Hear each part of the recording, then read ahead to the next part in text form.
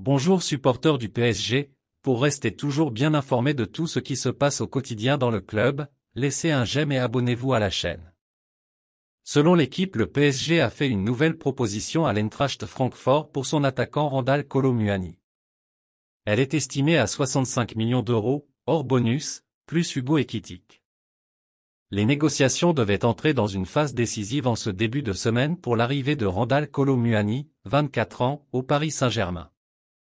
Après de nouvelles discussions, le PSG a envoyé une nouvelle offre à l'Eintracht Francfort. Les dirigeants parisiens ont offert 65 millions d'euros, hors bonus, accompagné du transfert d'Hugo Ekitike, 21 ans. Comme annoncé, la décision de l'ancien attaquant de Reims sera un moment important de la finalisation ou non de ce transfert. La réponse de Francfort à cette proposition n'est pas encore connue, alors qu'Ekitike ne s'est pas encore mis d'accord contractuellement avec le club allemand. En quête de renforts offensifs durant cette fin de mercato, le club de la capitale n'aurait pas abandonné l'idée de recruter le jeune milieu offensif belge Johan Bakayoko du PSV. Selon France Bleu Paris, le PSG aurait déjà un plan B en Premier League au cas où le dossier Randal Kolo Muani n'aboutirait pas. Et selon le Télégraphe, les champions de France en titre vont également relancer un dossier. Le quotidien hollandais affirme que le PSG va revenir à la charge pour le milieu offensif belge Johan Bakayoko. Les Franciliens vont même proposer au PSV un chèque de 25 millions d'euros pour racheter les 3 années de contrat restantes du joueur de 20 ans. Une proposition qui, selon nos informations, devrait être refusée. Logique puisque l'ancien club de Ruud van Nistelrooy en réclame au moins 30 millions d'euros. Auteur de 7 buts et 9 passes décisives en 43 matchs avec le PSV, Bakayoko n'est pas un inconnu pour le club de la capitale. Le Belge avait déjà été courtisé par Paris l'hiver dernier et son nom avait de nouveau été associé à celui des Franciliens le 11 août dernier.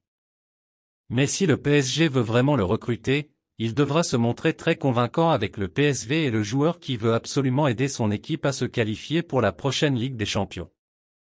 Le PSG a encore du travail pour boucler des recrues d'ici la fin du mercato. Mais pour une grande priorité, les affaires se compliquent.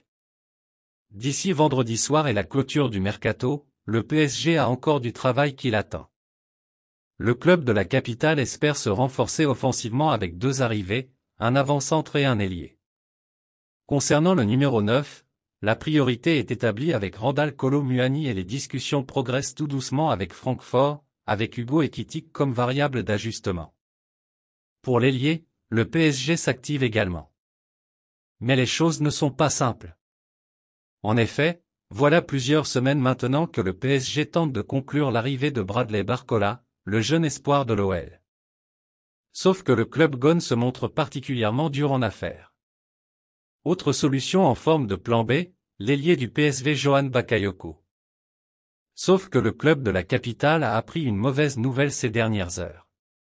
Brentford, club de Premier League, cible précisément ces 2 profils pour se renforcer d'ici le gong final. Avec les moyens des clubs anglais, la partie sera forcément compliquée pour Paris. Un ailier va-t-il débarquer d'ici vendredi soir?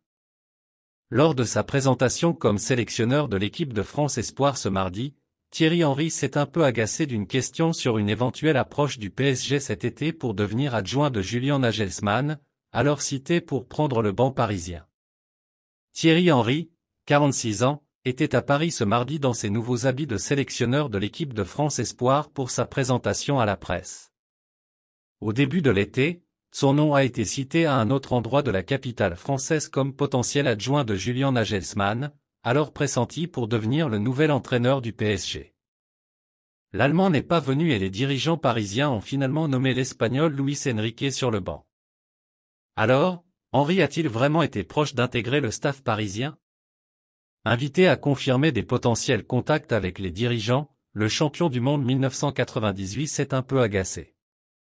Non, je ne peux pas confirmer ça, désolé. Confirmer, a-t-il lancé en invitant son interlocuteur à reposer la question, avez-vous été contacté pour un poste d'adjoint au PSG? Non, je ne peux pas confirmer ça, désolé, a-t-il répondu. Je l'ai fait, en plus, une fois. Donc, je le fais 2 fois. L'ancien entraîneur de Monaco et Montréal avait été interrogé à ce sujet sur le plateau de CBS Sport, où il officie comme consultant, en marge de la dernière finale de la Ligue des Champions entre Manchester City et l'Inter Milan, 1-0, en juin dernier. Je vois beaucoup de gens parler pour moi alors que je n'ai parlé à personne, avait-il assuré. Personne. Et les gens parlent.